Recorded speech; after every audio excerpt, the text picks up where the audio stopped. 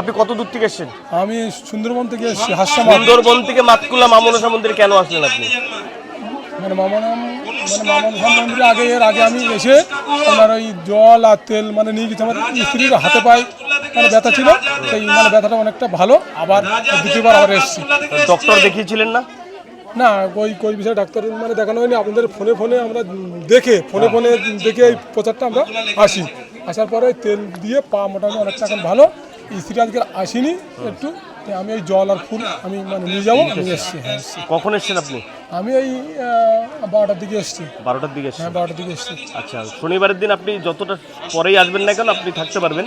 এবং রাত্রিবেলা যদি প্রয়োজন না, এখানে একটা এটা আচ্ছা ঠিক আছে, না ওইটা আমি মশারি এখানে আপনি থাকতে পারবেন। ঠিক আছে, জিজ্ঞাসা করলাম ওই এটা মাথায় রাখলে আমরা আপনাকে হেল্প করব। ঠিক আছে। আর আমার সঙ্গে আরো একজন নতুন, তার হাতে পায়ে আচ্ছা ব্যথা। আমাকে বললো আমি যাব, আমার ব্যয় হয়। তো বলে যাবো। কার ভিডিও দেখেছিলেন? আমার ভিডিও নাকি?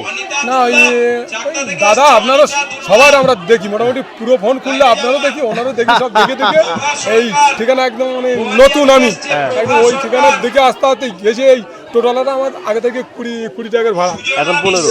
এইবার 15 টাকায় ভাড়া নিল, কিন্তু না 20 টাকা ভাড়া। আমরা জানা নেই তো, না জানা থাকলে তো। জয় মা মনসা, জয় মা মনসা, বাতকুল্লা মা মনসা, মা মনসা, জয় মা মনসা। সবাই ভালো হোক, আমি এটা চাই, এটা আমি প্রার্থনা করি, সবার ভালো হোক। মা মা মনসার কাছে আলে সবার ভালো হবে, এইটুকু আমি কামনা করি। জয় মা মনসা।